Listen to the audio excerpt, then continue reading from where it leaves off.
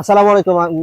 সম্মানিত খামারিবৃন্দ, আপনাদের কিন্তু আমরা চেষ্টা করি নিউজ চ্যানেলে হাঁসের খামার এন্ড হ্যাচারির পক্ষ থেকে আপনাদেরকে যথাযথ তথ্য দিয়ে হেল্প করার জন্য আজকে আপনাদের সাথে গুরুত্বপূর্ণ কিছু বিষয় নিয়ে আলোচনা করব। সেটা হচ্ছে যে আপনার খামারের নিরাপত্তা, আপনার খামারের যে সাস্টেইনেবিলিটি, অর্থাৎ আপনার খামারটা যে ঠিক থাকবে, আপনি খামারে যে লাভবান হবেন। সেক্ষেত্রে বড় একটা সমস্যা হচ্ছে আপনার খামারের রোগ জীবাণুর বেড়ে ওঠা। মানে খামারে আপনার হাঁস চাষের পাশাপাশি আপনি যদি রোগ জীবাণু চাষ করেন, তাহলে কিন্তু আপনি কি করবেন, হাঁসের ক্ষেত্রে লসের সম্মুখীন হবেন। এখন বলতে পারেন যে পাপ্পু ভাই, রোগ জীবাণুর চাষ করা মানে কি, আপনি কি বুঝাতে চাচ্ছেন? আমি আপনাদের একটু ব্যাখ্যা সহকারে সবকিছু বোঝাচ্ছি। সেটা আসুন আপনাদের একটু দেখাই। এই যে দেখুন, এটা আমাদের খামার। তো এই খামারটা কিন্তু হচ্ছে যে সম্পূর্ণ নির্ভর করছে এখানকার পরিবেশের উপরে। এখন এই যে হাঁসগুলো, এই হাঁসগুলো যে সুস্থ থাকবে সেটা কিন্তু নির্ভর করবে এখানকার পরিবেশের উপরে। অর্থাৎ আমার যদি এখানের পরিবেশটা খুব খারাপ হয়, স্যাঁতসেঁতে হয়, নোংরা হয়, এখানে যদি জীবাণু যদি তৈরি হয়, তাহলে কিন্তু এখান থেকে কি হবে, জীবাণু গ্রো করবে। বিষয়টা আপনারা একটু বুঝবেন। এই যে দেখুন, হাঁসগুলো বসে আছে, এই যে হাঁস বসে আছে না, এই জায়গাতে বসে আছে। এখন এই যে এই জায়গাতে যখন হাঁস বসে থাকবে, এই যে বিভিন্ন ধরনের ময়লা আবর্জনা, এগুলাতে বিভিন্ন ধরনের, এই যে দেখেন ফৌর আল, এগুলা থেকে কি হবে এক সময়, এই যে ধরেন বিষ্ঠা, এগুলো থেকে এক সময় কি হবে, এক সময় এখান থেকে জীবাণু, যখন এগুলা দীর্ঘদিন থাকবে, ধরেন হচ্ছে যে 5 দিন, 10 দিন, 1 মাস, 2 মাস, 1 বছর, তখন এই জায়গাটাতে কি হবে, জীবাণুটা থেকেই যাবে। আর আপনারা জানেন ভাইরাস এবং ব্যাকটেরিয়া এমন ধরনের অণুজীব যেগুলা, বিশেষ করে ভাইরাস, এটা সুপ্ত অবস্থায় থাকতে পারে। অর্থাৎ দীর্ঘদিন 1 বছর, 2 বছর, 3 বছর, 4 বছর পর্যন্ত ওরা সুপ্ত অবস্থায় থাকবে। যখনই পোষক পাবে, যখনই হাঁসের একটু ধরেন জ্বর সর্দি হবে, তখনই ওই অণুজীবটা, ওই যে ভাইরাসটা, তখনই যে আক্রমণ করবে।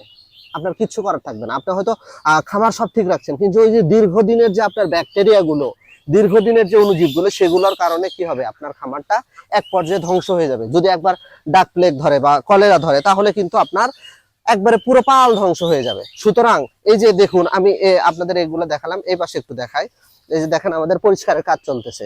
আমরা কিন্তু প্রত্যেক সপ্তাহে, প্রত্যেক মাসে 2-1 বার, প্রত্যেক সপ্তাহে আমরা এইরকম করে সুন্দর করে পরিষ্কার করি। এই যে পরিষ্কার করে আমরা কিন্তু এখানে জীবাণুনাশক স্প্রে করব, যার ফলে হবে কি, আমার খামারটা নিরাপদ থাকবে। অর্থাৎ এখানে জীবাণুগুলো জন্মাবে না।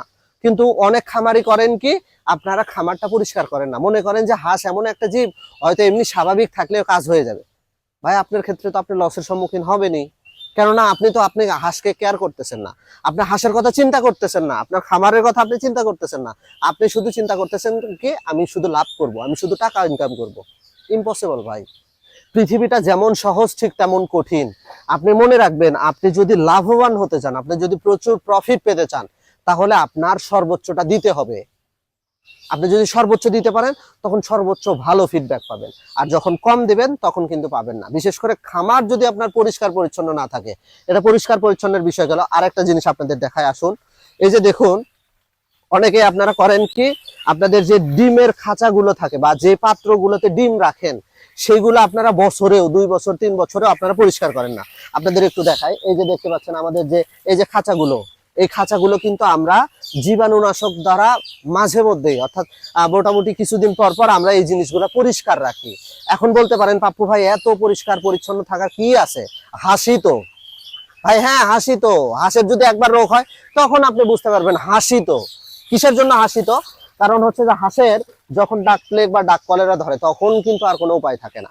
আপনি যত বড় ডাক্তারের কাছে যান, ডাক প্লেগ যদি একবার ধরে যায়, যত বিশেষজ্ঞ ডাক্তারই থাকুক, আপনাকে কিন্তু হয়তো ওষুধ দিয়ে সান্ত্বনা দিবে, বাট ডাক প্লেগের কোনো ওষুধ নাই। ভাই, এটা শুধু আমার কথা না, আমাদের দীর্ঘদিনের যে অভিজ্ঞতা, সেই অভিজ্ঞতার আলোকে আপনাকে বলছি। ডাক প্লেগ বা ডাক কলেরা এইসবের সুনির্দিষ্ট কোনো ওষুধ নাই, আপনি দিয়ে রক্ষা করতে পারবেন না। যদি মহামারী আকার ধারণ করে, আপনি রক্ষা করতে পারবেন না। তবে হ্যাঁ, রক্ষার পূর্বে আপনার পূর্বের যে প্রস্তুতিটা, সেটার ফলে হতে পারে কি, আপনার খামারটা নিরাপদ থাকতে পারে। এই যে আমাদের যে ডিমের খাঁচাগুলো, এই খাঁচাগুলো যদি আমি পরিষ্কার না করি, দেখেন এই যে আপনাদের একটু দেখাই।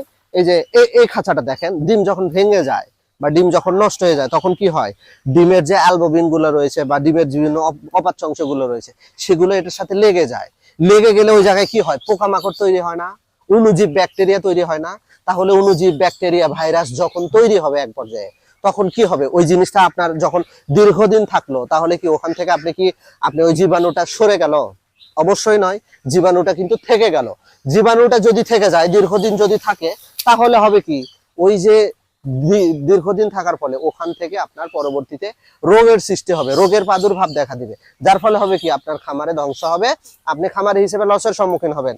তখন গিয়ে বলবেন যে কি পাপ্পু ভাই এই পরামর্শ দিছিল, ওই পরামর্শ দিছিল, কোনোটাই আমার কাজে লাগেনি। ভাই আপনার জন্য কাজে লাগবেও না। কেন লাগবে না? কারণ আপনি এই যে খামারটাকে আপনি নিরাপদ রাখতে পারেননি, আপনি পরিষ্কার রাখতে পারেননি। আপনাদের আরেকটা জিনিস দেখায়, এই যে দেখুন, এগুলো হচ্ছে আমাদের মানে পানির পাত্র, যেটা পানি ব্যবহার করি, বিশেষ করে যখন ঔষধ দেওয়া হয়, বিভিন্ন ধরনের প্রয়োজনীয় ঠান্ডা পানি দেওয়া হয়, তখন এইগুলো হয় কি, এগুলা অপরিষ্কার থাকে। যদি দীর্ঘদিন 2-3 দিন 4 দিন 5 দিন থাকে, তাহলে এখানে কিন্তু ব্যাকটেরিয়া, অণুজীব, বিভিন্ন ধরনের ফাঙ্গাস, বিভিন্ন ধরনের জীবাণুগুলো সৃষ্টি হবে, যার ফলে হবে কি এই জিনিসটা আপনার খামারে ইম্প্যাক্ট করবে, আপনার খামারে একটা খারাপ প্রভাব ফেলবে, যার ফলে হবে কি আপনার খামারটা ধ্বংসের সম্মুখীন হবে। সুতরাং আপনার খামারটা নিরাপদ রাখতে হলে, আপনার খামার থেকে লাভবান হতে চাইলে এই বিষয়গুলো খুবই গুরুত্ব সহকারে দেখুন। পাশাপাশি কি ধরনের তথ্য বা পরামর্শ পেতে যাচ্ছেন সেটা কিন্তু আমাদের কমেন্ট বক্সে জানান, এবং এইসব ভিডিও আপনি বেশি বেশি শেয়ার করুন, তাহলে হয়তো আপনার দ্বারা অন্য কেউ উপকৃত হতে পারে। ধন্যবাদ সকলকে, আসসালামু আলাইকুম।